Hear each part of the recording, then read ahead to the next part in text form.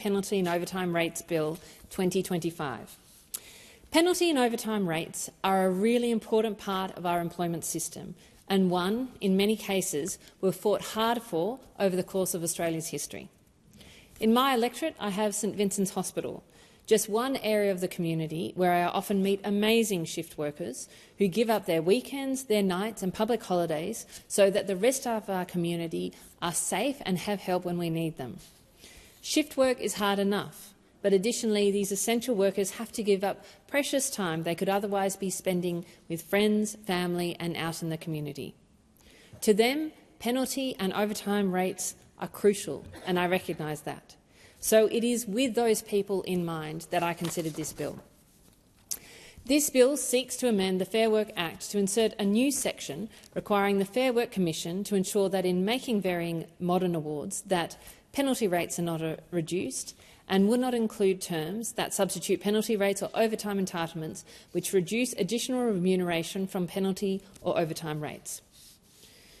Now, no one disputes the fact that people who work those shifts and those hours should receive fair compensation for doing so. And I think it is disingenuous to characterise any sort of questions on this bill in that way. But I do have serious reservations about the bill, principally that it undermines the role of our Independent Fair Work Commission, who we've entrusted to take politics out of such decisions.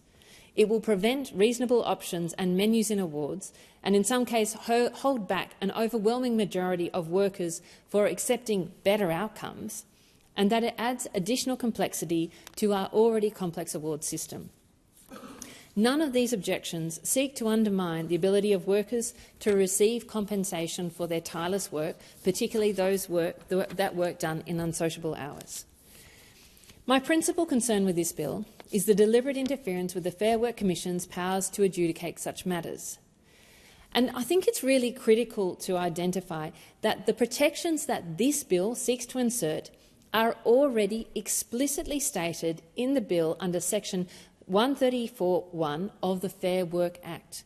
These protections exist. This section states, under the objectives of modern awards, this section states, under the objectives of modern awards, that they must consider the need to provide additional remuneration for employees working overtime, unsociable, irregular or unpredictable hours, weekends or public holidays, and working shifts.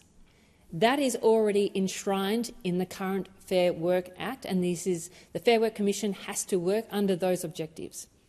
So, in other words, the Fair Work Commission is already instructed by the Act to consider the provisions these bills seek to protect. Legislating an additional Section 135A represents a complete lack of faith in the Independent Fair Work Commission to adjudicate this matter fairly on the guidance that already exists. And this brings me to my next concern. This bill is in direct response by a current application from one sector to the Fair Work Commission to have an adjustment to award to allow workers to opt in to a higher yet stable salary over a lower base rate reliant on penalty rates. What this bill appears to be trying to prevent is workers having a choice. Workers having a choice about whether they get the current arrangements or whether they have a choice to accept a different arrangement which they would prefer. Look, I do understand from some people that this concern is this just represents the thin end of the wedge, and if we introduce a reasonably acceptable change, this will be start of the slippery slope to gradual degradation of penalty rates. I have heard that argument.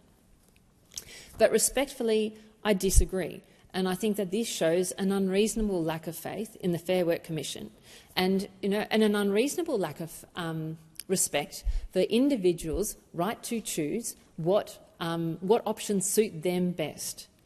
As I mentioned before, Section 134(1) of the Fair Work Act already gives the Fair Work Commission the responsibility to adjudicate on these matters. We want an industrial relations system that accommodates different circumstances and affords workers choice, but pushes back when compromises go too far. I believe the current system strikes the appropriate balance, and I believe the bill undermines this important principle. because it is entirely reasonable that some workers may want to choose a stable salary over relying on penalty rates, for example. The reasons for this might be as simple as wanting to be able to make applications for credit easier, or making it simpler for them to save and budget their weekly wage. Allowing workers the option is exactly what our workplace system, I believe, should have more of rather than less of. And in fact, the Productivity Commission's 2023 report, Advancing Prosperity, explicitly recommended, and I quote, introducing menus into industrial awards as recommendation 7.14. The additional concern I have on this bill is also the bar under which this could be judged. If a single worker would be worse off under a different penalty rate arrangement, then it would not be possible to be offered. And again, I think we need to think of context. If the vast majority, and I'm talking vast majority, of workers are better off under a different arrangement, but a single or handful, a very small handful of workers are worse off under this arrangement, in whose interest is it for that at least not to be offered as an option for people? That is the question I really am asking as the government puts forward this bill. And then finally, my final concern with the bill is simplicity. I understand that awards are simpler than they have been in the past. But I have employed many people under awards. I have sat with family members and friends trying to work out what they should be paid. And I can tell you we have a long way to go to make awards simple for businesses to make sure they're doing the right thing by, and simple for people to make sure they're being paid correctly. And this change, while modest, adds to the complexity and makes it harder for people trying to do the right thing, making sure that they are doing the right thing or they are being paid in the right way. It also makes it potentially more complex to engage in sort of designing enterprise bargaining arrangements, which I know is a key desire, frankly, of the Labor government, and is a key desire of many employers. And this brings me to my second reader amendment, Deputy Speaker. The government has shown today how easy it is to open the Fair Work Act and legislate provisions to, in the minister's words, get wages moving for Australian workers. Well, I ask them, while we're at it, to please consider recommendation 7.14 of the Productivity Commission's report, entitled Advancing Prosperity, which I referred to earlier, which argued for explicitly enshrining productivity as an objective of modern awards. And I move the second reading amendment as circulated in my name. Because we all know that productivity is the only way we can get a sustainable lift in wages over the long term. In fact, the intergenerational report suggests that it has represented around 80% of real wage growth since the 1980s. If we don't lift our sluggish productivity levels, all of our wages go backwards. All this negotiation, all this fighting over the pie, it means so much less if the pie isn't growing. How do we grow that pie? We have to grow productivity. You might not notice it. You might not feel the benefit of productivity, but as Ken Henry outlined in his recent press club speech, the average full-time Australian worker has been robbed of around $500,000 over the past 25 years because of our failure to lift sluggish productivity. Now, I know industrial relations is no panacea for productivity, just as tax reform is no panacea and no single action is a panacea for productivity.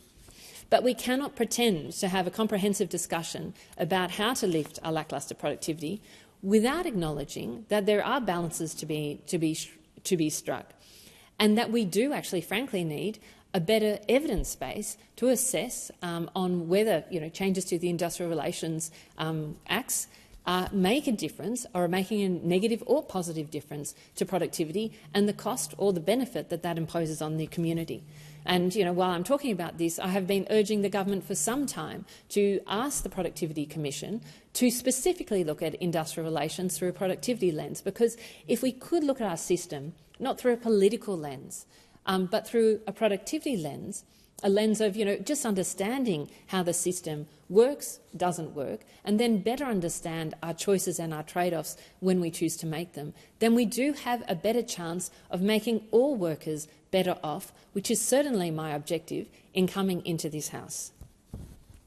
So the simplistic message that the government is espousing is that anyone who opposes this bill must want to slash wages. And I have to say that is an unfair argument, and it is not worthy of what is actually a really important debate.